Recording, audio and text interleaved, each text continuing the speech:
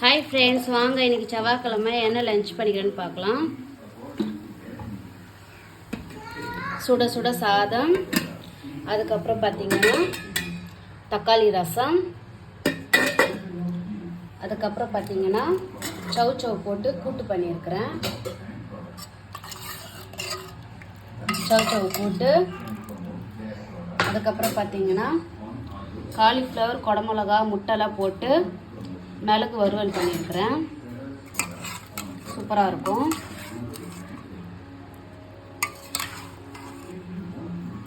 அதுக்கப்புறம் பார்த்தீங்கன்னா லாஸ்ட்டாக தயிர், அதுக்கப்புறம் வெயிலுக்கு ஜூஸு. ஓகே ஃப்ரெண்ட்ஸ், இன்றைக்கி என்ன லஞ்சுன்னு பார்த்துட்டீங்க.